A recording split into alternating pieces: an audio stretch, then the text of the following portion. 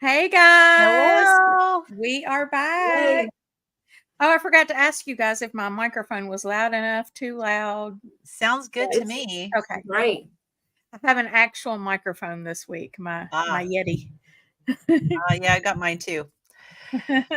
So, So it's hard. I tried without it, and yeah, yeah, had a lot of sound problems. So, yeah. Well, thanks oh, you guys for covering all the material last week and in my oh, we absence, had fun. traveling. It was a good time. Yeah, it was. Of course, we Awesome. did miss you, and we Yes, miss Yeah, Joe. terrible. He's I not missed here you guys either. too. I was on the road. We went last Friday was my cousin's funeral in Louisiana, and then we were Saturday. Just a lot of all the family was gathered up because we had a lot of people come from out of town. And Yeah. then Sunday, my youngest daughter and I were back on the road driving to Texas, and we did not let my oldest daughter know we were even in the area. So we just showed up at her doorstep. She thought she was hallucinating Oh my because here god. is mom and sister from Washington in her doorstep in Texas. Wow, I bet that was a shock. Yeah, the look on her face was like, "What?" And then we walked in, and of course, she's got 3 kids, and so the oldest granddaughter is 16, and the look on her face was really hilarious. It was Oh, Like, oh crap, we didn't have time to cram everything in the closets. oh my gosh, that was literally her, like, before she even let us in the door, her thing was, I haven't cleaned my house." I'm like, yeah. "I know you haven't. Trust me." When we show up announced, I know she always tells me she spends like a whole week cleaning her Yeah. house. So I'm the same way though. It's like if I know I'm having company, it's like I don't know, I just go into this frenzy.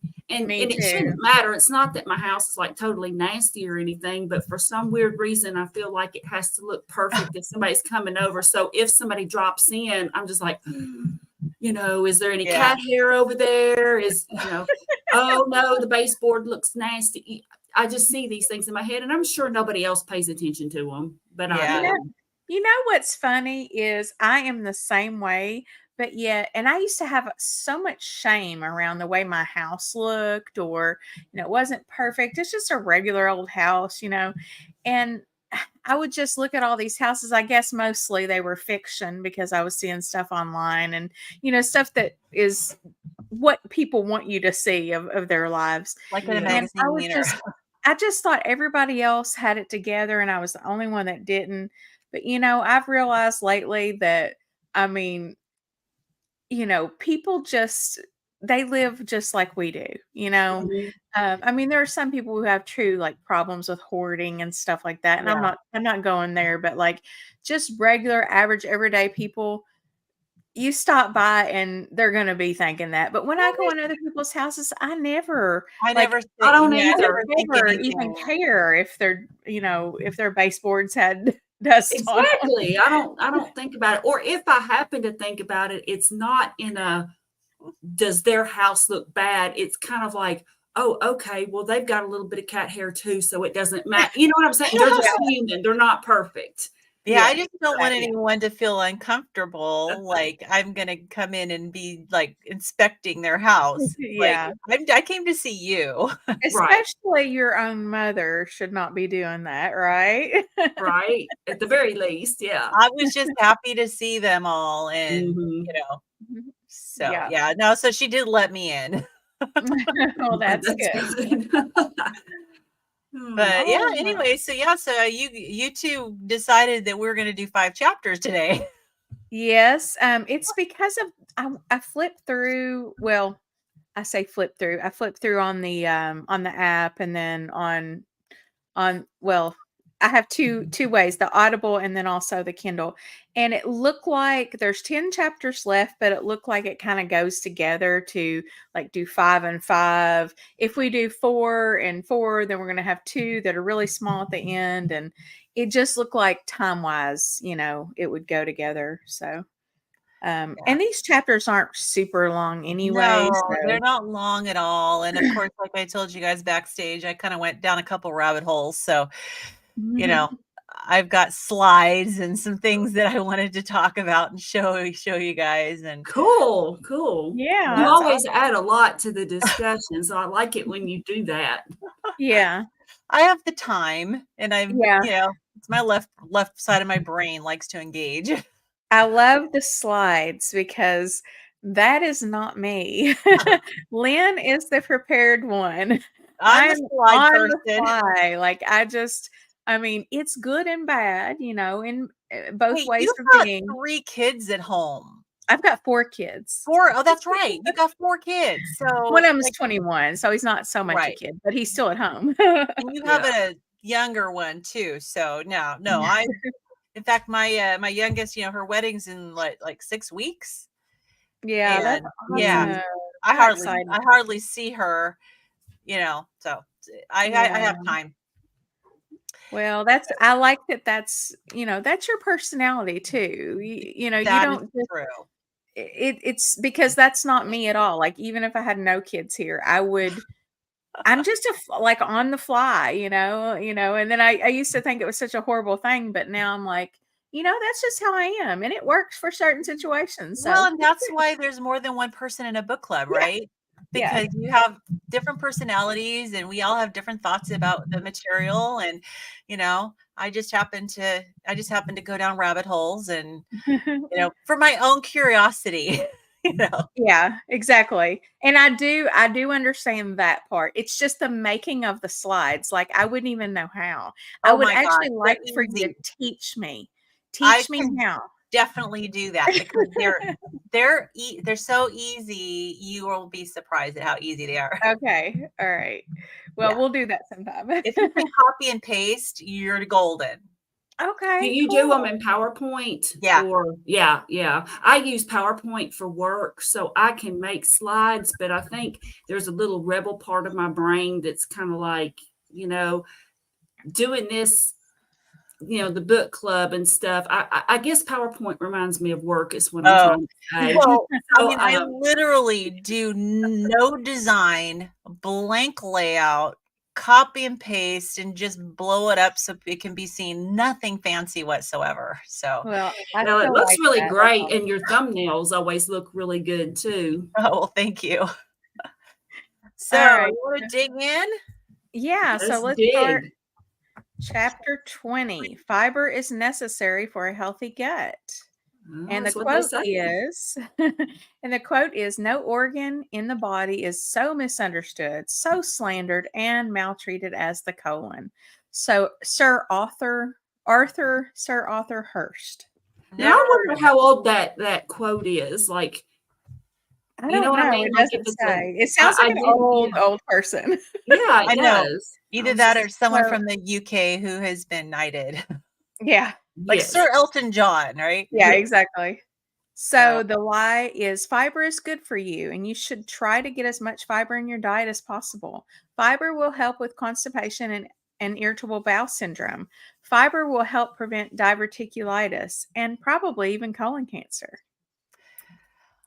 Yeah, and I taught that lie working as a GI nurse and preached that to so many people over the years and had no idea that there wasn't really any science to back it up.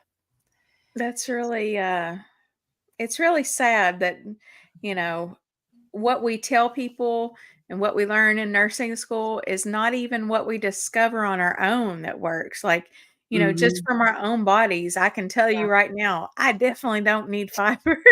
I might need a little fiber at times to slow it down.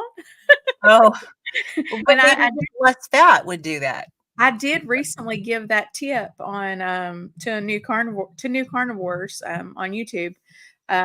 Like if you discover you're having a lot of diarrhea and you just throw some green beans in there because that always helps me. Like, And there's people who do that to transition into a carnivore diet. yeah, They don't necessarily just go cold turkey. I mean, I did, but I did too at first, but then when I did, I didn't have the diarrhea. I was just I had weird diarrhea forever, like probably 6 months. Oh my. And I still do sometimes. So I'll Well, throw some green beans in if I'm having, you know. for me, fat adaptation though was more a matter of like I would get indigestion at first when I Mhm. was trying to get fat adapted.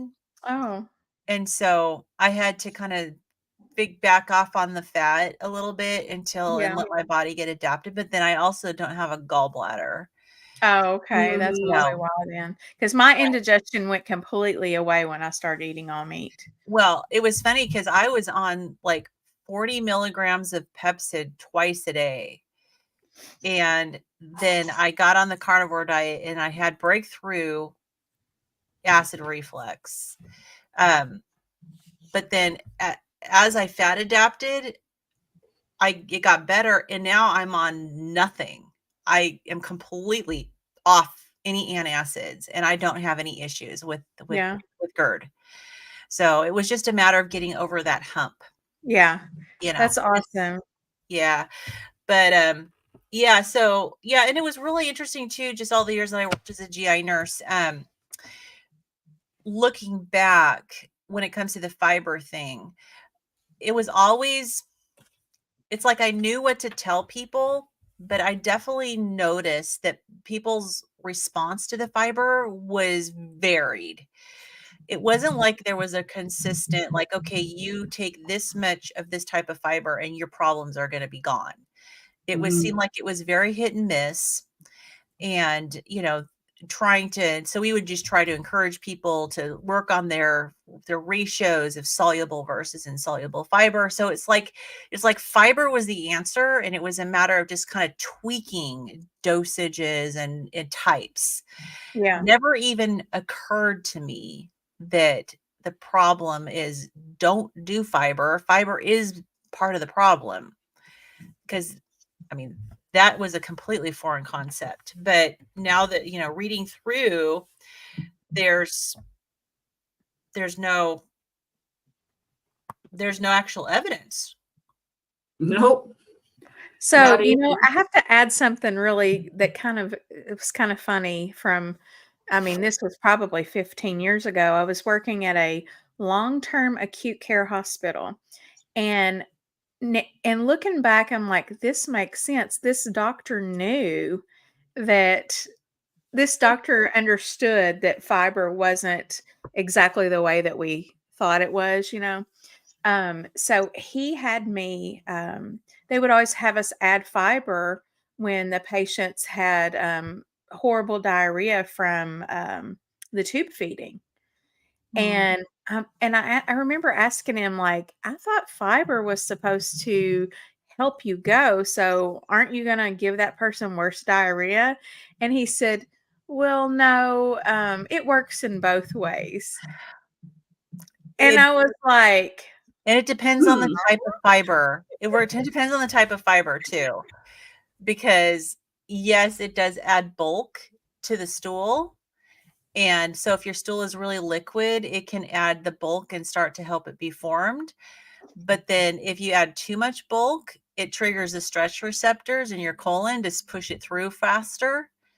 And then, one type of fiber, like your insoluble fiber, tends to speed things up, whereas your soluble fiber tends to absorb fluid and kind of it can slow things down a little bit. But it's like even the GI docs, I could ask like 3-4 GI docs the same question and get 4 different answers. yeah. He was the only doctor I've ever heard say that. Like, and I've been having patients on tube feeding with diarrhea for years. I've never had another doctor say to do that. But I mean, I don't know if it worked because I wasn't the Yeah. nurse the following days on that patient. So Well, I worked with 14 gastroenterologists and we had a nursing team. So it's not like I was the only one, but I yeah, supported all 14. And so like when their particular patient called in and had issues, then if I had any questions, I would send it to that particular doc. And our nursing team was always like, we cannot get consistent answers. Because we're all dealing with hundreds of patients that are all spread across these 14 different doctors, and we could not get consistent answers from them. And so yeah, that was definitely a known issue when I was working. And I think it made us even more frustrated, Mm-hmm. and fiber was definitely one of the key things that was always just a big piece of confusion. Yeah.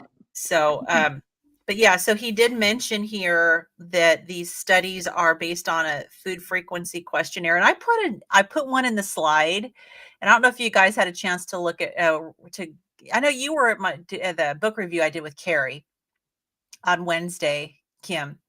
Mhm. So I did a book review. We were talking about food frequency questionnaires on our book review of Dr. Ead's book. So I thought I'd pull one in here. It's the first slide, just to talk about so it's kind of hard to see, but this is a food frequency questionnaire. This is how the data is gathered for these nutritional studies. So if you look at it, asks them, and this one, it was actually, how often in the last 3 months did you eat the following?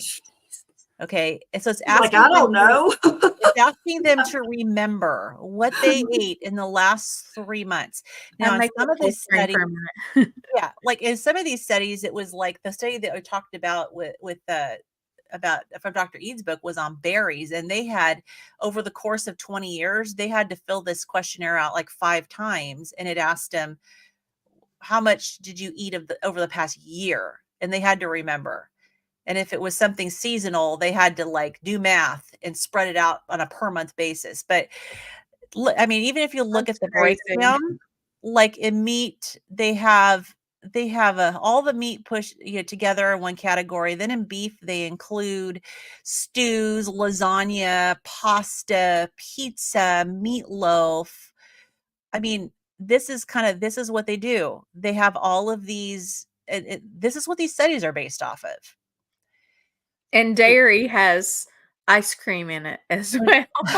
Oh my gosh. I mean, Yeah. granted, yeah, sure, that's dairy, but like we're not separating out the types or anything. That's Right. And you're Then talking about, eggs. oh, and the eggs, it says in baked Fried. good. yeah, And then in salad. yeah, right. That's so weird. So I just thought it would be interesting to look at the food frequency questionnaire, so that when he brought it up that these are what these studies are based off of, Mhm. you can Mhm. see how ridiculous it is. Like Oops. how are they Alright, how are they alright. supposed to remember how much pasta, how much spaghetti did you eat, and that's Yeah. that, if you had spaghetti once a week over the past 3 months, that's classified under beef. Which, That's so bizarre. yeah, Beef because would be hello, like noodles, the just like least lasagna. benign of all. Yeah. Or as carnivore said, as if I have no idea possible response. No, I That Right. would don't be get my to say response that. to most of it, I think. Yeah, there should be a how would I know?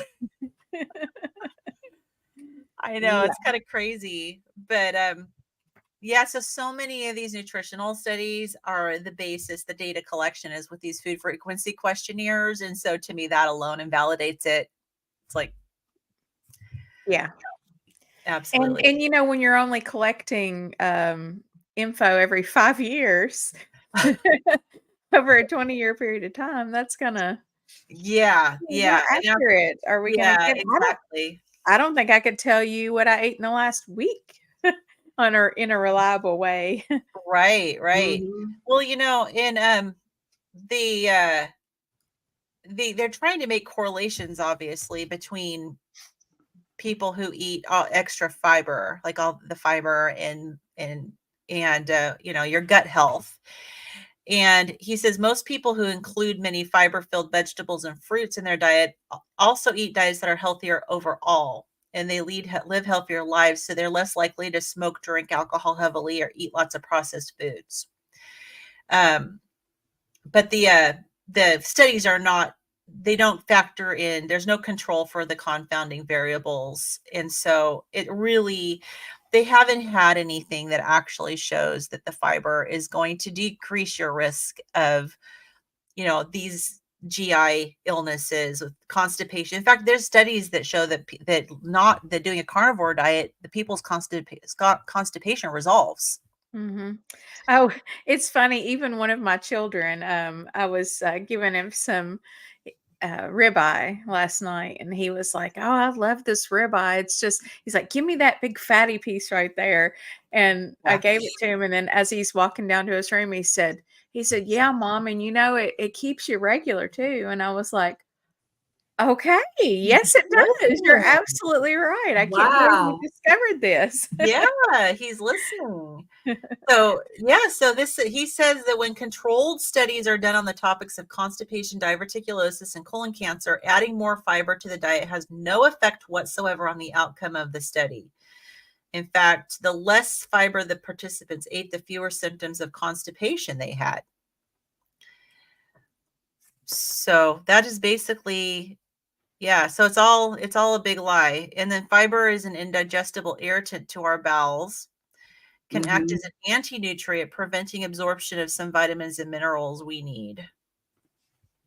And one thing he mentioned too is that the fiber that they talk about, although we're advised to eat like the healthy whole grains to get fiber and that kind of thing, that they really don't talk about the fiber that's in fruit and veg versus like the other fibers that are found in like the junk foods or the processed foods. And, Yeah. in other words, those categories aren't really separated out. Yeah. So, and then you have like the cellulose, which is basically like wood shavings. And I've heard Dr. Berry talk about that before. He's like, Well, they he can put mentions that it. stuff. Yeah, he Uh-huh. mentions it in the book. Yeah. Like what if you were told to actually eat sawdust? Yep. Yeah. So It anyway, says that well, sugar, hold on. Ah, this MacBook and me just, oh my gosh. I want to go back to a regular computer so bad. So I just lost the page now. Um oh, so there's a basically question. There's a question from while you're looking. There's a question from Darth Carnivore. okay. Is fiber contextually beneficial if you're on a standard American diet? I would say that that's probably possible I would think just it would based on depend on the source. I would say it'd be hard to avoid if you're eating a sad diet. You can't avoid it. You can't avoid it. That's for sure. I mean, I would think that, I mean, I know grains are really inflammatory. And like when we had our patients with Crohn's disease or ulcerative colitis flares, where their gut was really unhappy and they were having a lot of, rectal bleeding and diarrhea, even the GI docs told them to go on a low residue diet. So to cut way, way back on the fiber.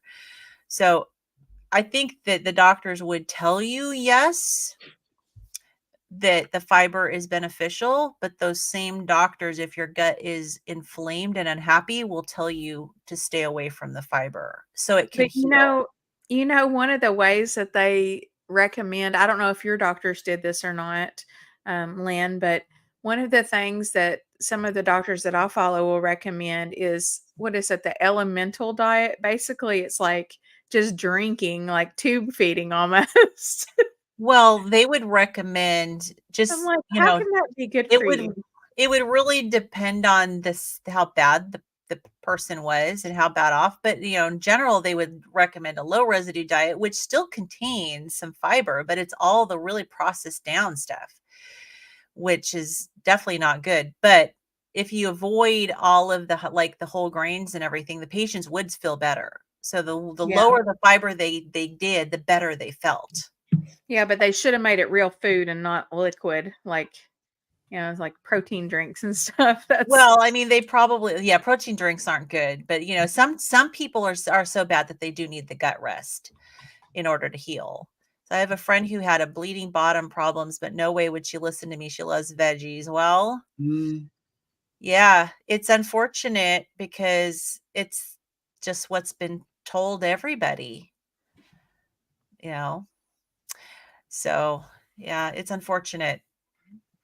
And for many of us, it's not necessarily the veggies that we loved. I mean, it was the stuff that we would put on them. I mean, like, at least for me, like, I used to enjoy a salad, but when you think about it, the salad had the vinaigrette dressing, and then I would throw some nuts on there and some berries and, the slices of chicken maybe, or shrimp, whatever. You know what I'm saying, though? But it would be the other stuff that went with Yeah. the veggies, and I- or it would be um, steamed broccoli with the garlic sauce on it, or garlic butter. It wasn't just I was eating the broccoli. And so I think sometimes when people say I love my veggies, it's like, do you really? Or is it the other extra stuff that's on there? Yeah, hard to say. Yeah, and Yeah. you can. I mean, what I would think, maybe, Jeannie, a good suggestion for your friend might be to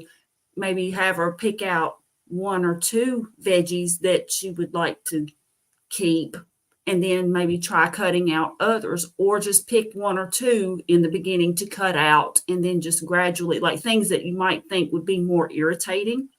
Because some things, like a potato, for Greens. example, might not be as irritating as like lettuce. Oh my gosh, Yeah, lettuce, I can't do it. Yeah. greens are really bad. I mean, there's a reason why they call them roughage. And I'd be Mhm. curious to know that, like, specifically what the bleeding bottom is. Is it hemorrhoids? Is it, Crohn's disease, ulcerative Mhm. colitis, proctitis?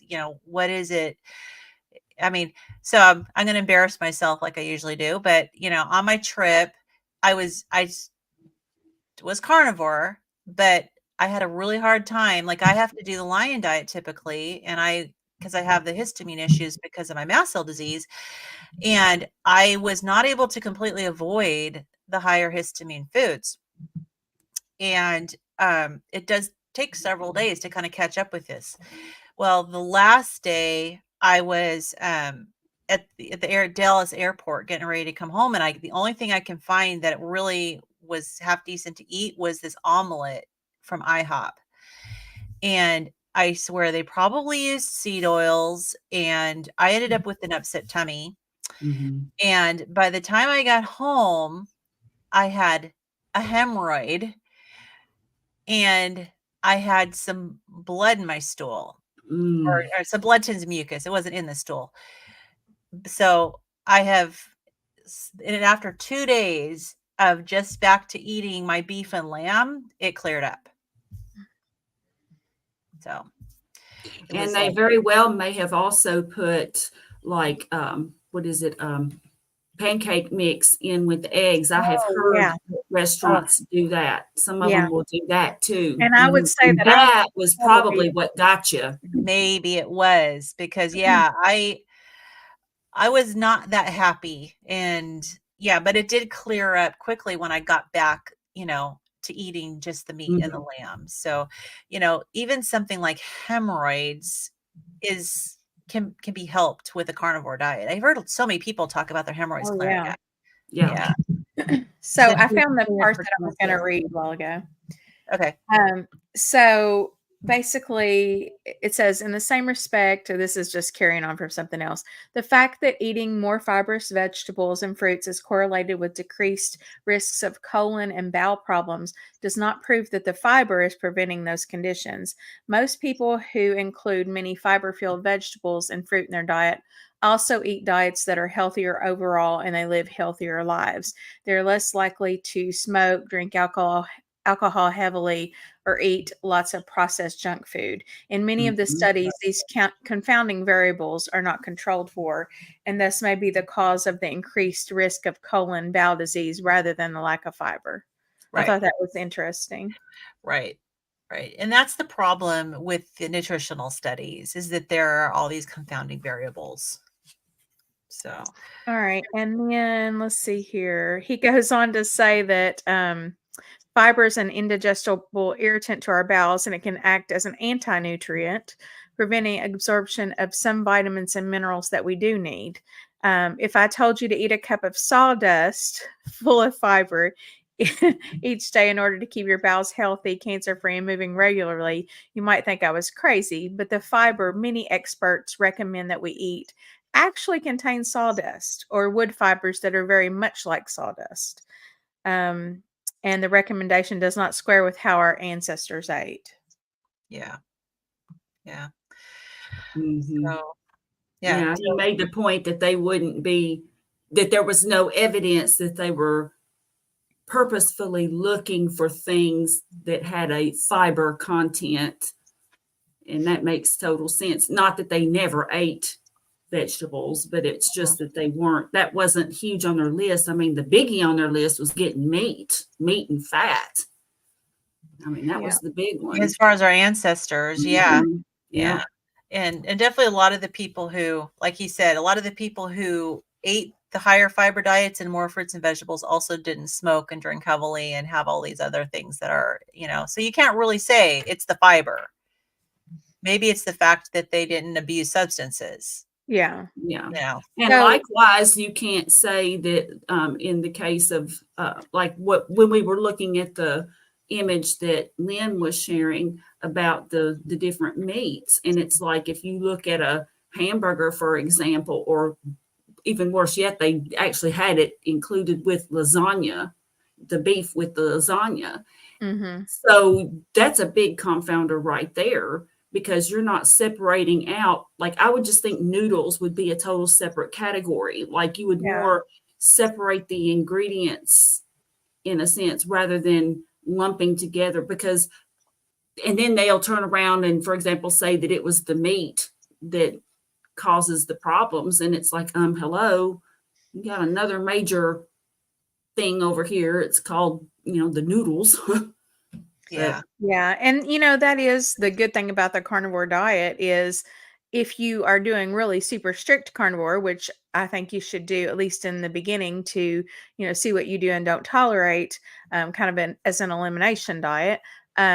You're dealing with one ingredient foods, and Yeah. I don't know about you guys, but I like to fix them in a pretty simple way, Me too. using mostly just salt, and skipping most other spices because Me it just too. it digests better for me, and it just feels more natural and normal. Mhm. Yeah. It's not that I don't love spices, I do, and I love big elaborate dishes, but when we're talking about getting ourselves back to health, I think it's real important to go pretty basic, at least My at gut first. likes it more simple. Yeah, mine too. Yeah. So we have a And I was question, talking to another my question mom. too. I was talking to my mom, and she said, she was talking about how that's what she's always preferred. She grew up on a farm, and that's the way they ate. Mhm. They would have like a meat, and they'd probably have some potatoes and vegetables too, but they would have like a meat, and the meat would be cooked simply. It wouldn't be Yeah. like, some elaborate dish. Yeah. Yeah. What would a proper experiment look like to prove the impact of fiber? Literally, you'd have to control for everything else other than fiber. I would think that you would need to, And you know, it have would be illegal because you can't house people. I mean, right. you can't. You Yeah. can't lock I them. don't know that it would be illegal, but it would be very difficult to do. Yeah, it would be hard, and you'd have to definitely trust that people are honest, but I would think that you would have to have, like, pre-done meals that you supply to people, and the only Yeah, thing maybe. different between the 2 of the groups would be the fiber content. Mhm. And And then just making sure that they have comparable lifestyles. For example, you Right. would know that, okay, this group, okay, there's smokers and people who drink or whatever, and then these people over here, they work out, they have a better lifestyle, they get better sleep, just sort of accounting for those things. So you would have those things would be known, and you would have two groups of people, one group that would, work out and stuff and maybe not eat the fiber. Then you would have a group that works out and stuff that does eat the fiber, for example. So you would make sure that the groups were similar Yeah. in other ways so that you would be actually getting a good comparison, a true comparison. Or in a lot of studies that they do, like even on drugs and stuff, they do have maybe a variety of people, but like for every person in the control group that has specific characteristics, they match them with somebody in the test group. And so say if you have somebody that works out, or is like a runner or whatever, you have a runner in both groups and they're like around the same age and everything. But then what happens is that if you have one of these people, they drop out of the study, you lose both of them. You have to Yeah. eliminate both of them. I think and to not have confounding factors, you would still have to have them housed where you could observe, because people still lie. They do regardless. lie, right? Exactly. They want to do the right thing. They want to help. So they would be like, oh, I can't resist this chocolate bar, but oh, don't tell them about that, you know. I have to do it on prisoners. Yeah. And there have been some that would diet probably be studies unethical. done. Yeah. There have been some done in the past that were very revealing. I know that Yeah, for sure. talked about in Gary Taubes's book, and I believe in Nina Teicholz's book, and probably others, but they talked about those studies like from the 50s and 60s that were Yeah. done on like prisoners. And then it was also, what is it, conscientious objectors or whatever, people who, you know, didn't want to be drafted or whatever. Yeah. So there were, and I think one was in maybe a mental hospital. Yeah. Where that was the seed oil substitution one. Like it substituted the animal fats for the seed oils and stuff. And apparently, so there were several. We've only covered one chapter. That's what I was. So the homework at the end of the chapter is read the blog post, A Carnivorous Diet by Amber O'Hearn, and then a paper, The Myths and Misconceptions About Chronic Constipation. And then our next, and then one more, World Carnivore Tribe blog post. And so you can check those out if you want. So the next chapter is chapter 21, Eating Red Meat Causes Cancer, obviously. And the quote is, the soul becomes dyed with the color of its thoughts, Marcus Aurelius. Mm-hmm. And the lie, red meat is not good for you, and eating more than a single small serving daily will increase your risk of colon cancer or increase your cancer risk overall. So what say you? Well, and again, he says the support is a food frequency questionnaire. Yeah. Right? So we've already exhausted the ridiculousness of that. But you know, he did a lot of this is the same things, like except when it comes to the red meat eaters, they tend to go against the health recommendations. So unlike with fiber, the people who eat a lot of fruits and vegetables tend to be avoiding the alcohol and the smoking. He's basically saying that some of the confounding variables in the meat group is that they tend to go against health guidelines. So they're the ones that are more likely drinking more alcohol and smoking. The rebels, the smokers and the drinkers, They're the rebels. Smokers. Yes. They're the partiers. They're drinking, they're smoking. So it makes it even more interesting. So I do have a couple more slides. Okay. So I did some slides on this one. So the next one is the hierarchy of evidence, because I'm going to show you a couple things. So the best so most of the things that we look at are epidemiological studies. They're kind of down at towards the beginning of this, where they're just making observations. But the best evidence is going to be a meta-analysis or systematic review. So if you want to know, so that's basically where they take all the randomized controlled trials on a particular topic and they look at all of them and they come to conclusions of this is basically, it's the best type of study you can do. All of the randomized controlled trials together tell us this. So go to the next slide. Okay, so I looked this up. This was on PubMed. And says the risk of colorectal cancer in relation to frequency and total amount of red meat consumption. So this is a systematic review and meta-analysis. So that's the top tier of evidence. Okay.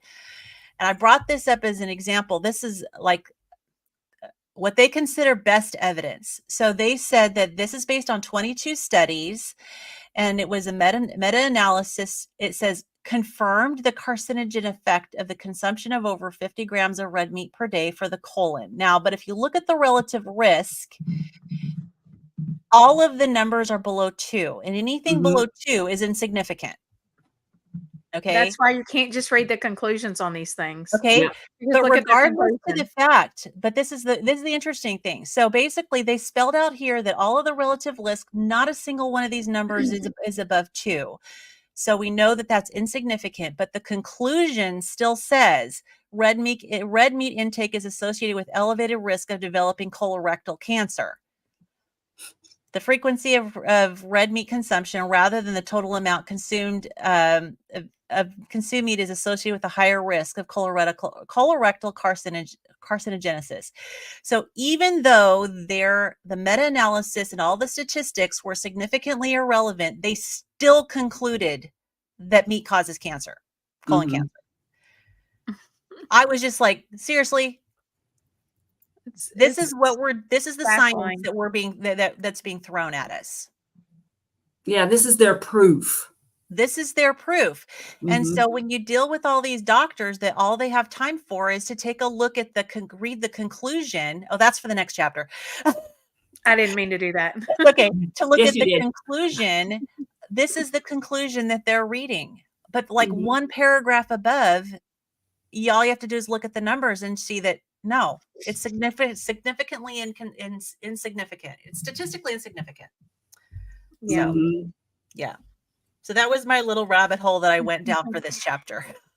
Yeah, and then of course you had the nurses' health study, which showed no additional risk associated with in women who ate.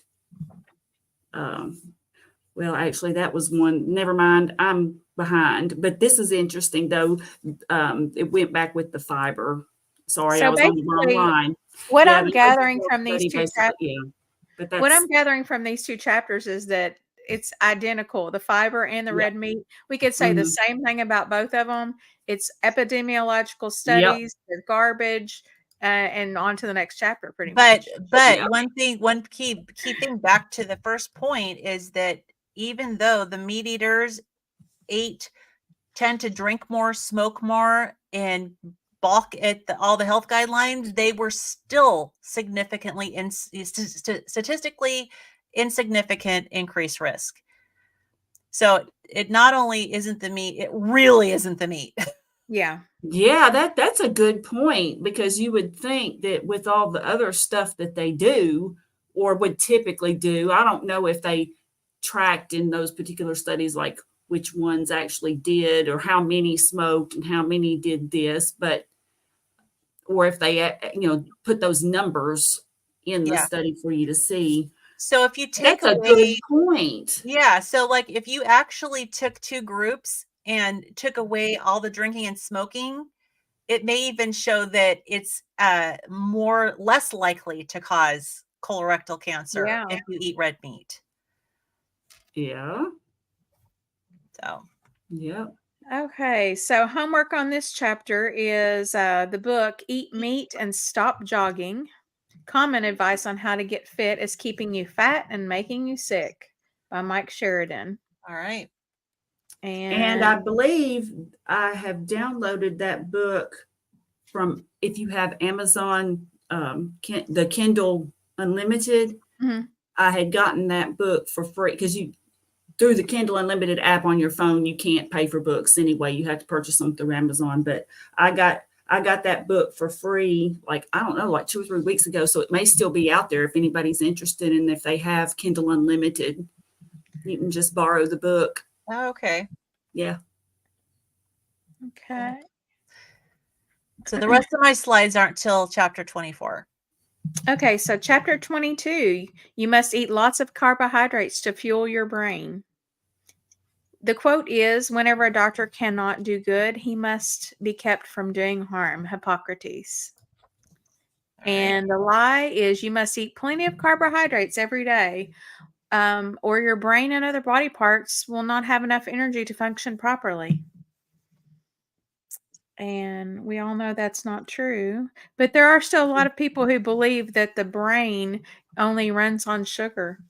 It can only But run on here's the problem: the way the body processes food, you don't have to eat sugar to get the glucose that the brain needs. And that's what Yeah. people don't realize. So, yes, they are technically correct when they say, well, certain parts of your body, including the brain, require glucose. Well, yeah, that's true.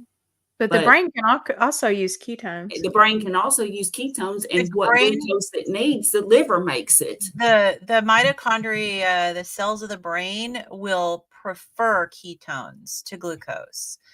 And, just finishing up the Change Your Body, Change Your Mind by Dr. Georgia Ede in the book review that we did this last week was so fascinating to learn about how glucose can easily accumulate in the brain and cause because the insulin can't quite keep up. If you eat a lot of carbohydrates and stuff, the insulin in the brain, it can't keep up with the glucose. It's not like in the rest of the body where there tends to be like the higher your glucose level, the higher the insulin. She said in the brain is kind of the opposite. When you get your glucose is too high in the brain, your insulin actually is low and can't process all that glucose. And so you tend to have all this glucose hanging out in your brain that the brain can't use. And so it actually does prefer ketones to the glucose. Darth So- Carnivore had a question, and I don't really understand the question. So let's see. So to provide context of relative risk below 2, is that like the likelihood of dying from car accidents or air travel? Just trying to think of what a relative risk below 2 is like. I haven't looked at the stats for those, so I don't know off the top of my head. So, but relative risk, unlike absolute risk, I know we've talked about this before, but I'll give this example again. So, like if you've got 100 people in each group and you have like one person have an adverse effect in the test group, but 2 people have an adverse effect in the control group, the total risk is 1% versus 2% because it's based on the 100, but a relative risk looks at 1 person versus 2 people. So you've got 100% higher risk. That's relative risk.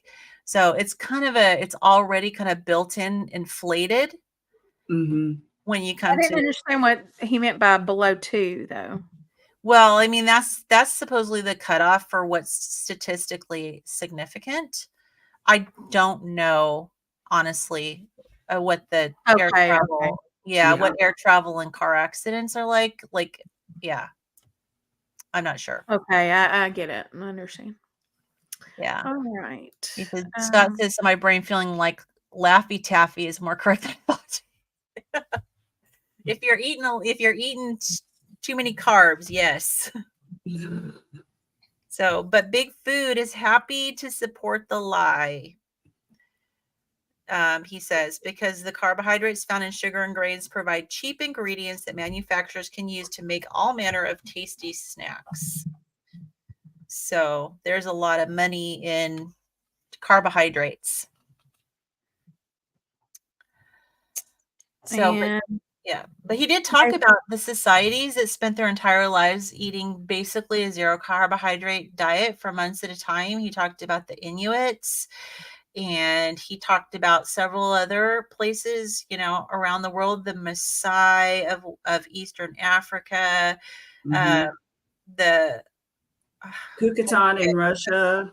Kukata in Russia, Mhm. Sempro and Rendille warriors of Africa, certain nomad tribes of Mongolia, the Sioux of South Dakota, and the Gauchos from Brazil. So we have all of these people who have been on a completely carnivore diet for a long time, and their health was great. So the whole idea, it just is not supported by our history. Mm-mm. And then he says some cells in the body need glucose for energy. The red blood cells do not have a nucleus or their own mitochondria, and thus they have no means of producing their own energy or burning fat as fuel. Certain cells in the brain and eye also need glucose for energy. However, your liver is perfectly capable Mhm. of making all the glucose your body needs through a process called gluconeogenesis, which we're all Yes. quite familiar with in this community, at least. Yeah. Because the liver can produce as much glucose as these cells need to function properly, there's no need to eat carbohydrates. That's right. And it says the liver can convert both amino acids, which come from our meat, and fatty acids into glucose. For the cells that require glucose for fuel, you don't need to eat carbs. So Yep. our body is built to live without carbs and still provide ourselves the glucose for those particular parts of our body that needs it. He did mention some cuts of meat have 1 or 2 grams of carbohydrates. Of course, I had to go look. The only cut of meat I could find that had any carbs was top loin petite roast.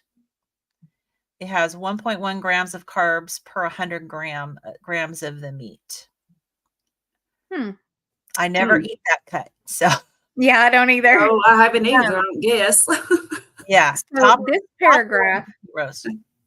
So this paragraph, before we go on, I wanted to kind of highlight because this is really essential for somebody who's eating the way that we do to know. And it says most of the cells in your body can shift from needing carbohydrates as fuel to being able to burn some form of fat as fuel. Every human body has a biochemical machinery to make this shift from being a carbohydrate burner to being a fat burner. It just takes a little time to make the conversion. In no way does this limit your metabolic flexibility. Your body is always capable of burning carbs as fuel in the future if you'd ever want that to happen again. So you can go back if you're not happy. Yeah. So we will give you 100% of your money back. We got a money back guarantee. Yes. Yes. And he said this next thing too. He says for the few cells in your body that cannot use fat for fuel, your liver is happy to use gluconeogenesis to produce enough glucose to feed the cell just what they need. So Mm-hmm. Yeah. Carnivore Scott said, but my silly tongue prefers ice cream over meat. Taming the tongue is the battle. Ain't that the truth? I agree. I've learned to take out my whip. I have learned the hard way because I'm a big, my brain talks me into a lot of things. And it's like, yeah, that's a great idea. Oh, yeah, let's do it. It's my addicted brain is what it is.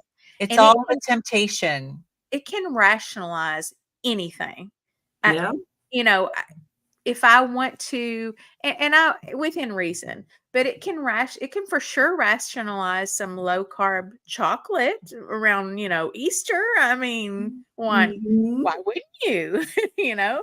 And then every single time it's like, no, dummy, you can't do that. Well, it don't feel good. And then with me, if I did in the past, I haven't been doing it in the last, since I started the carnivore diet, but in the past, when I'd rationalize it, I would feel fine initially. And then I'd say, oh, I feel fine. I could have another. And then like several days later, I'm suffering. Yeah. So it's not That's always my problem. right away. I can't just get a little bit of the low carb chocolate and eat a couple squares. Right. I'm just like, I would be better off if it was like an abuse for alcohol. Like as soon as you drink the alcohol, you're sick. Like, it's not that way though. It's like, I feel fine. So I'm like, awesome. I guess I can eat this. Well, and see, I'm lucky in that respect because when it comes to sugar, from my chronic candida, if I allow any amount of sugar of any kind, and I mean, I'm talking about fruit sugar, even, any kind of sugar, if I have, sometimes a little too much dairy, which I've gotten mostly away from the liquid dairy, but if I have liquid dairy, it'll come right back and it's miserable. It makes me physically ill. So it is kind of like an abuse. Well, I guess that's one silver lining, I guess.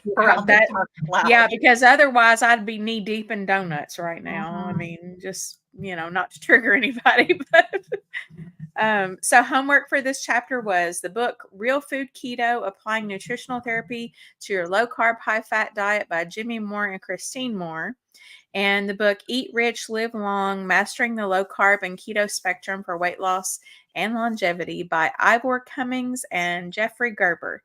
He's always got so many more books than I've even heard of. I know. I remember Jimmy Moore, and this was before I got on YouTube and stuff when I was researching diet and stuff, because he'd been around for a while. And he used to have a blog and stuff, and I just hadn't seen anything by him lately. So I Yeah, don't know. We'll have I to guess it was a check and couple years ago I watched some of his videos, but I don't know. I don't know if he's still, you know. yeah, that I was wondering after seeing that, I was like, oh yeah, because I used to read several different blogs out there and So Darth before. Carnivore said Jimmy Moore Mhm. recommendation didn't age well. So maybe he knows. Maybe he knows Uh, what happened to Jimmy Moore. oh What happened? yikes. Tell He's us been what happened to convicted. Jimmy Moore. Oh, oh no. Oh, well, okay. Ooh, What? yikes. Yeah, Oh maybe my Okay, God. maybe Dr. well, Barry needs to take that one off of the recommendation. Maybe that's why we're no, I know that's not holy the only reason. moly, We're as redoing. Nicole would say. Yikes. Yikes is the Okay. word. Oh, Okay, wow. good to know. Yeah. Oh, wow. I knew. So there was a couple of things he said that were kind of like, I was just like, what? He kind of like changed his, and I can't remember all the details of it, but he was starting to get real political and just, I don't, it was just Hmm. weird to me. I don't know. But I didn't watch him a lot, so I don't know all the details. I lost track of him after I read the blogs. I never did watch him on YouTube. Well, So maybe he doesn't blog much in jail.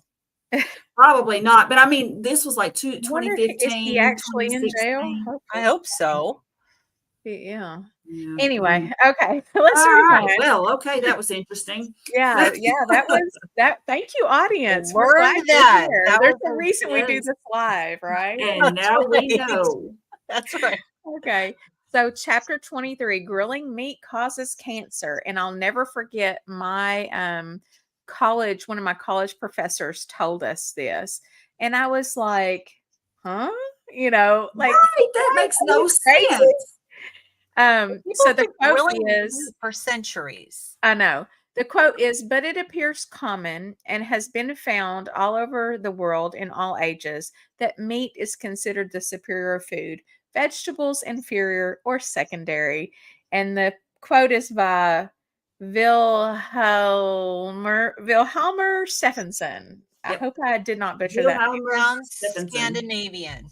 And the lie is eating charred meat cooked over an open flame will increase your risk of colon cancer or increase your risk of cancer overall. So, Yes, and this is based on rodent studies who are fed, who, first of all, are not naturally carnivore anyway. And they're fed what they isolate the carcinogen and they just feed it to them. Is that what they did? let's see here. Consume the Poorly supposed designed. Yes, the rodents in the studies consumed the supposed cancer-causing compounds, not the whole food, at Mhm. a level hundreds of times the amount the average human would eat. So that's the World Health Organization. They did several epidemiological observational studies that showed a weak correlation, and then there was a few rodent studies that were poorly designed that seem to show an increased risk of cancer in the rodent. But there have been no randomized controlled trials in humans that support this lie as being truth. Yeah.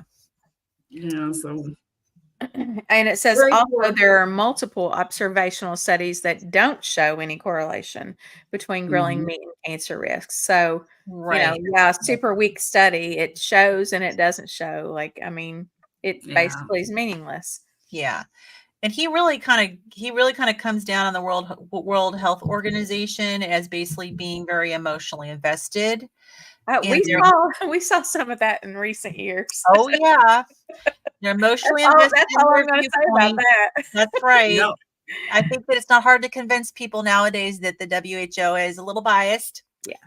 And yeah, so, but it's interesting. The point he said was to the average observer, and we need to be really wary of this. To the average observer, a passionate researcher seems very believable. Mhm. However, being passionate and emotional about a topic does not make you correct. As a matter of fact, as Dr. Berry often says, usually if a person is very passionate and emotional about something, They're probably wrong. that's probably not the person that you're wanting to talk to about that to be objective, Yeah. Yeah. I mean, a true scientist is okay with being proven wrong. Hmm. And they're not, because they're not emotionally invested in their hypothesis. And actually, a true scientist actually wants to be proven wrong, because if that evidence exists, they want to know about it. They want it to be That's known what that science it's is wrong. supposed to be about. Right. Hmm. Right. A true scientist is not going to want incorrect information out there. Wait, humans are not just big rats. Well, some of them are. I was going to say, some of them might be. I am very big and rat-like. I had pet rats when I was in high school. Oh, did you? My brother did. My brother had rats. Rats are cute, and they have like really cute personalities. I brought home 6 baby rats when I was a junior in high school. My chemistry class, my teacher was about to feed them to the snake in our class. Of course, he probably went out and bought more and fed them, but I was like, no, they're so cute. So he says, if you take them home, I will not, obviously feed them. So Oh I my came home from gosh. school with 6 baby rats, and my What mom did the snakes eat, though? he probably Of went course out not. afterwards and got more rats and ate and Yeah. fed them. Yeah. Mistake he made was mentioning he was going to feed him when I was in class. And Mhm. like, no. Yeah. Anyways. So yes, I ended up with bringing 6 baby rats home. They were so cute. Agree. So cute. But they did not eat the same diet that we ate. And so doing a test with, supposed cancer causing compounds found in meat on a rat just logically doesn't seem to make sense. Yeah, I agree. Well, just what makes less sense to me is the fact that humans have been cooking on a flame since time began. Yeah. Mhm. And it's like, if that were going to kill us, I mean, if that were truly that harmful, then we would have stopped doing it. He mentions that in the book. But I mean, it's like we just wouldn't have done that anymore because we would have learned that that's not safe. That's Yeah. right. We adapt and we learn. If something Mhm. is not good for us, then they would have changed their cooking methods. Yep. Yeah, absolutely. My puppies won't be quiet, so I have to mute sometimes. That's okay. But But That's yeah, all right. and they feed them thousands of times. He said that they feed them thousands of times more than the amount that a person would eat. And Mhm. so, yeah, so he says that if the key information is the thousands of times the normal level. So in other words, you shouldn't eat more than 100 ribeye steaks daily. yes, please don't. Yeah. Even if they're thin, you should Yes, only eat 50. That's right. Okay? And these carcinogens, some of the carcinogens, the acrylamides appear in some foods naturally, and they're in any fried food and any food that has been browned. And then, and there's also carcinogen in vegetables. Cooking vegetables causes high levels of a compound called benzopyrene. So, Mhm. but I mean, it doesn't make sense that you can take a study and you can isolate the compound and you can feed like 1,000 times more to an animal and then draw a conclusion from that. Yeah. Well, and they're eating the compound without the context of the food, the other, where the compound came from or how the compound would normally be ingested if it were, you know what I'm saying? Like, you just isolate the compound, but there's no, like, the complete food product isn't there. Right. So that just doesn't, I mean, that looks like they were really trying to just poison the rat. Like, here, we'll just give him enough to kill him. Right. Yeah, And that, exactly. which is the point. You think that if they were true scientists, they would, even if they are going to isolate a compound, that they would give them the amount that would be reasonable for Mhm. one person to eat in a Yeah. day and feed them that amount. So the take home is that rats and mice in the wild eat berries, bugs, grain, and sometimes raw meat. They never eat grilled meat, and they never have. To feed them high levels of compounds, well, there goes my page again. There it is. Okay. To feed them high levels of compounds produced by grilled meats is sure to upset their system because it is not their ancestral food. In the Right. study to determine a relationship between grilled meat and cancer, the rodents ate levels of these compounds thousands of times higher than even the most fervent human carnivore could eat. So this obviously doesn't prove much. Yeah. And then homework is the book The Big Fat Surprise: Why Butter, Meat, and Cheese Belong in a Healthy Diet by Nina Teicholz. That is one that I'm wanting to read. I don't know about Me you guys. too. We should probably choose our next book. Maybe that should be it. Yeah, Yes, maybe let's, so. because I have it. I just haven't read it. Okay, let's do that And then one we next. got one, and then we got one chapter left, and I 'Cause have we to speed us to up here. order it. We need to order it now. So Okay. Yeah. All right. Well, we'll Okay. talk about that, but I have to speed us up here. Okay. So chapter 24, eating processed meats causes cancer. I feel like this is just a big redundancy, like not in content, but like all of these apply to the same principles we've been talking about. But I do have slides on this one that are interesting. Okay, but here's So- the quote: "Beware of false knowledge; it is more dangerous than ignorance." By George Bernard Shaw. The lie: processed meats such as bacon, sausage, bologna, and hot dogs contain high levels of nitrates and nitrites, which will cause you to have cancer. So beware, people. Don't eat your hot dogs. All right, so slides. Let's see here. So he said that the amount of nitrates and nitrites in organic uncured is higher. And so he was basically saying that don't worry about them. But so I'm like, and of course I was naturally skeptical, going, wait a minute, I've heard so much about this. So I did look up. So from the Cleveland Clinic, they said the nitrates and the nitrites aren't really a problem. And it's these nitrosamines that they said are the problem. And then, so they said that with like, even though like the organic foods that say that they don't have the added nitrates and nitrites, they get the nitrates and the nitrites still in there, but it's from like beet juice or celery juice powder. The Cleveland Clinic said those ones will not turn into these nitrosamines. The nitrosamines happens from cooking. And so they listed here some of the foods, and a lot of the like deli style meats, bacon, hot dogs, salami, sausages, some cheeses, processed cheese and cheese spreads.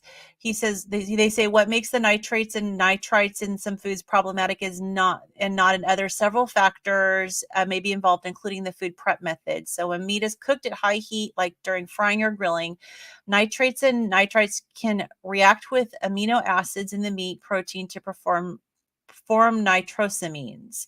And most nitrosamines are known carcinogens, which means they're associated with increased risk of cancer. Okay, so I was not done digging. So you can go to the next slide. Okay. So I was like, okay, well, like, so I looked at this journal, the Journal of Agriculture and Food Research, these nitrosamines and processed meats exposure and all sorts in formation and mitigation strategies. So you can go to the next slide. This is just the title. So I looked to see, okay, how many of these actual nitrosamines are in the foods we eat? And this is just a little snippet of the chart. But if you look at the numbers, they're very small, right? Mm-hmm. They're tiny. And so I think the biggest one here, well, let's just say hot dogs is 2.1. That's it, 2.1. Okay. So go to the next slide. Okay.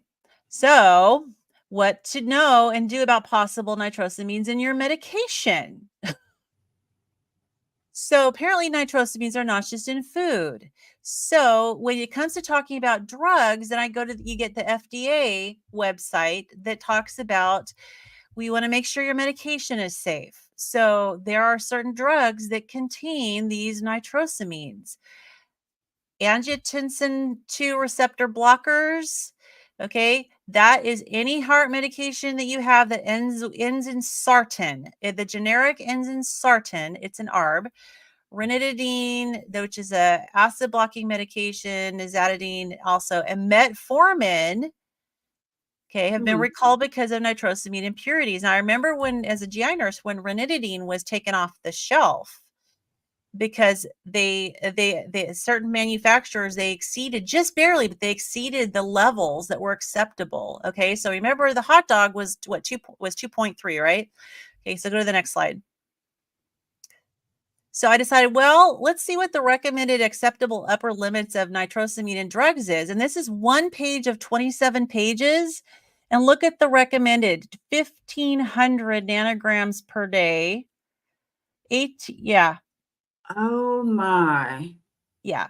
So they're allowing you to have this many nanograms per day in the drugs that you take, but yet they're complaining about 2.3, I think it was nanograms per kilogram. And 1 kilogram is 2.2 pounds of hot dog. You're not going to eat 2.2 Wow. pounds of hot dogs, right?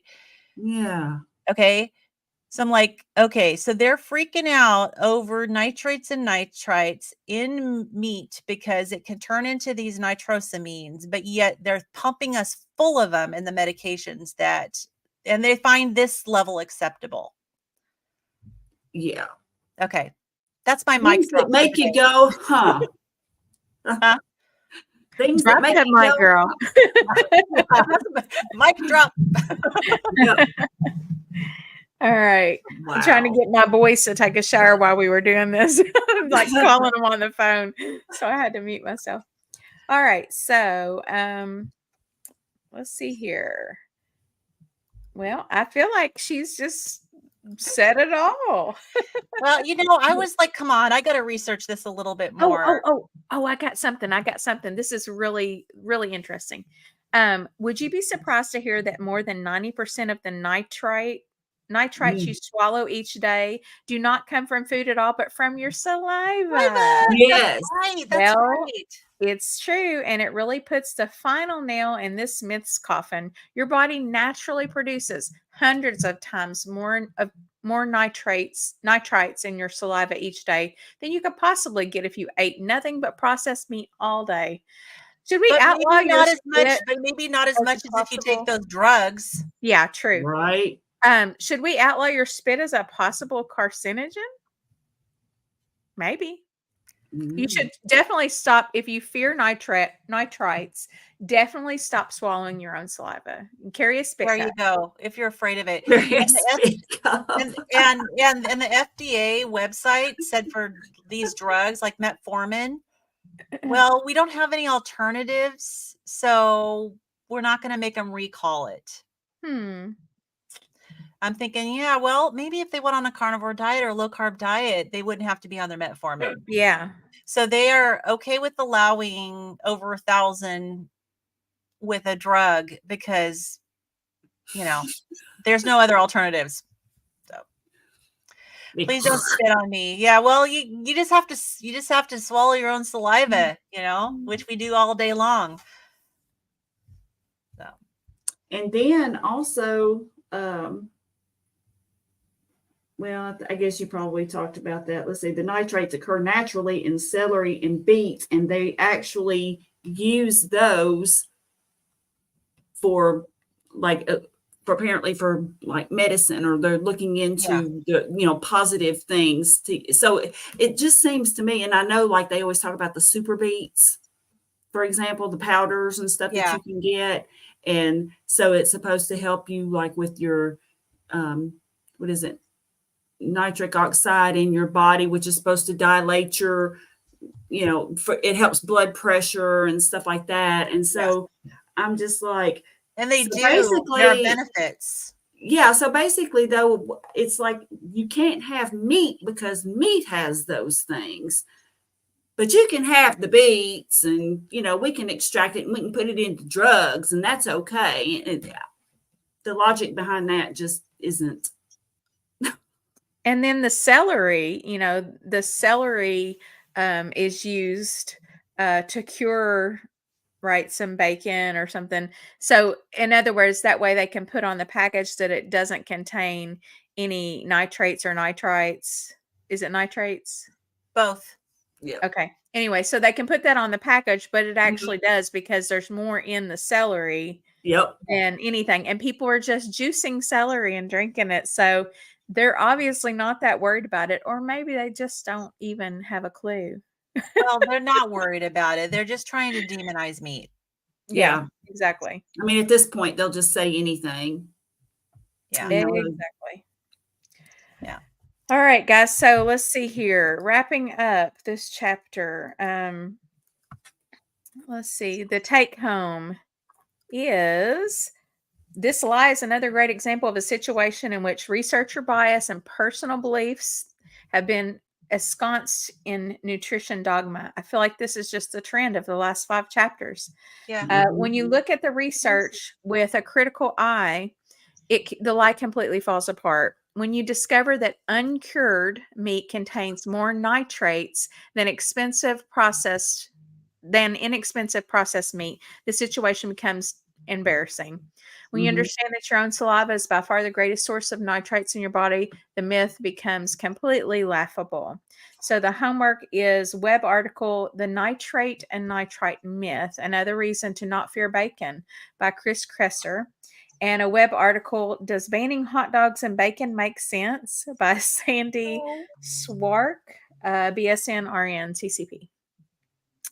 So that brings us to chapter 25, which we haven't, which will be for next week. So Yeah, so we'll just finish the book next week. yeah. Yep. Finish the book out. Yeah. All right, so we're so going we to do wanna 5 do the- chapters next week, finish it up, and So we Be want done to do the with big fat lie next. I'm in. Yeah. sure, sounds good to me. Yeah, we better, because I I wanna- like we're gonna have this. to order I it. like this way of deciding. Like it's like whatever we come across, and we're all like, "Hey, that sounds great. Yeah. Let's do it. Let's do it." So Well, I've been wanting to read that book for a while. me too. Me too. Okay, then it's a done deal. All All right. right. So Oh, you guys are the best. Oh, thank thank you. you. Jeannie with love 2 her. ends. Thank you, So thank you Jeannie for with 2 all the ends. contribution. Man, we learned Yes. some stuff today. Thank you so much, guys. Errol says, "Hi, Hey. everyone." Hey, Errol. We're We're just wrapping it up. I just love our live chat, and I think this wouldn't be quite the same. Like we could edit a lot of the errors that we make and stuff. And like I said something dumb last week that I was like, oh, smacking myself for. I can't even remember what it was. Oh, it was basically with the thyroid and where the TSH and it was all wrong. But anyway. So we look like idiots sometimes and live. Some of the stuff is for you to confusing. see. I think we just look like real people. Real people. Yeah. But if we ever say anything really dumb, I mean, guys, it's Call live. us out. We can't edit it. Yeah. Well, let us know if we say anything that's really stupid Yeah. or just plain wrong, or we're completely off Yeah. track. No, trust me, I guarantee you, I've already caught it on the replay because I always rewatch, and I'm like, you dummy. But we love it, guys. It's so fun, and it's great having you guys here. And we have such a tight knit group, of I'm people. learning so much too. Me too. I'm so glad we're doing this. Yeah, me too. I am too. Anyway, guys, come see us on our individual YouTube channels. I am Nurse Kim at Nurse Kimberly Lane. Lynn is at Midlife Carnivore. Carrie is at My Meatomorphosis with an O. And anything else you guys want to say? Y'all have anything coming up that you need to plug or anything? I'm just busy. I'm busy working on the documentary, Healing Humanity. So, I've been a little less active. Well, and of course, being out of town and stuff, I've been a little less active on my YouTube channel, but I didn't get to do any weigh-in last Monday because I didn't have my scale with me. So I don't know what to expect, but I'm doing my weigh-in tomorrow and I'm posting a video, and I feel like my belly's bigger. So I don't know what's going to happen, but travel does that. Well, yeah, I'm waiting on a single lab to come back. I had gotten. I know which one it is. Is it the protein? The yeah, the glycated albumin. Look, he was really cool too. Like he looked it up and stuff, but the lab company didn't do the glycated albumin, but they do the fructosamine. He said, which is real close. And so he was actually working with, help me find one, that he could send. and he put the codes on there. So I'm thinking I may not even have to pay out of pocket for those. I think Oh, cool. but he's a really cool guy, and So, I so yeah, sorry, Carrie, but to get no. this straight, so the fructosamine test is that like the fructose equivalent of seeing what the glucose is doing to our red blood cells? No, it's just using more proteins. Like the glycated albumin uses only one, but this one uses other proteins. So it's Mhm. got albumin plus other things in Why it. do they call it fructosamine? That's a good question. But when I looked I'm it gonna have up to look into online, that. because he looked it up, and then I thought that doesn't sound right.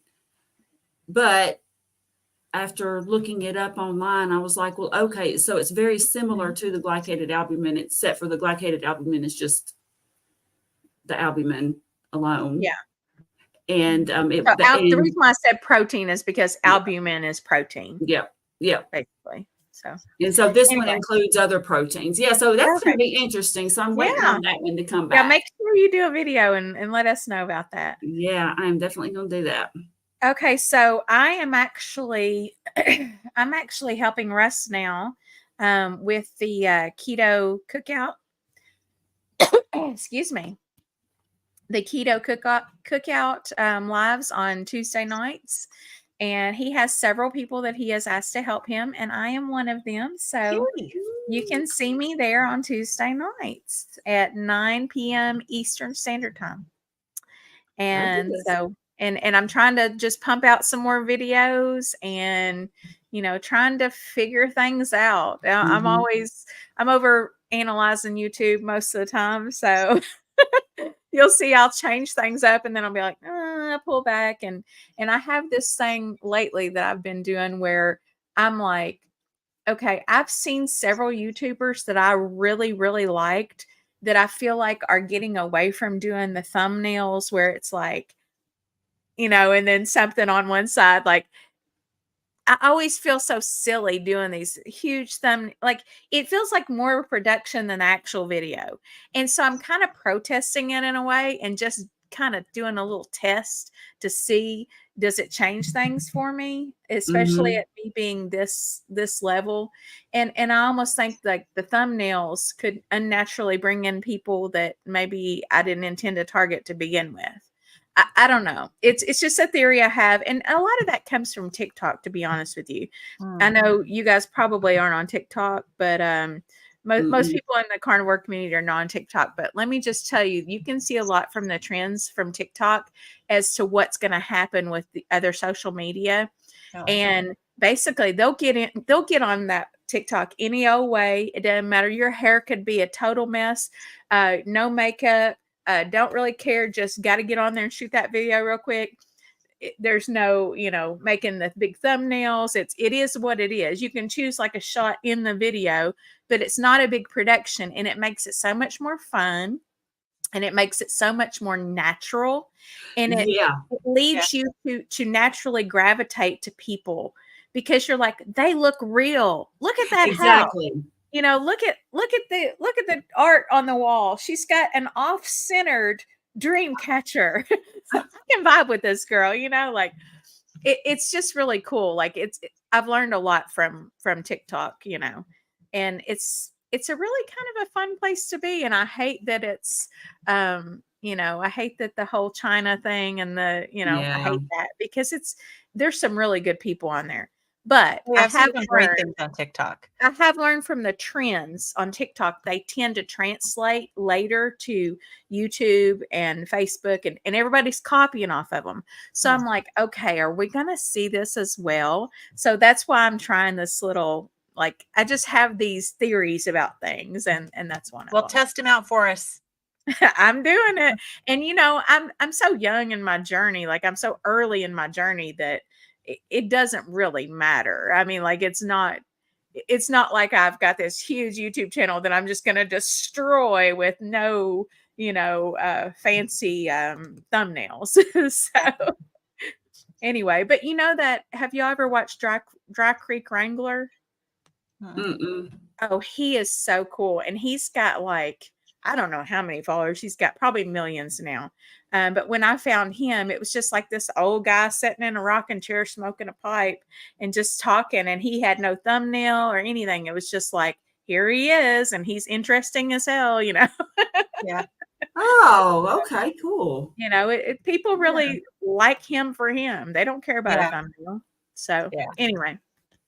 All right, guys, we're going to get off here and we will see y'all next week. So That's right. Yeah. Thanks for being Bye. here, everybody. Thank you, guys. See Bye. you next week.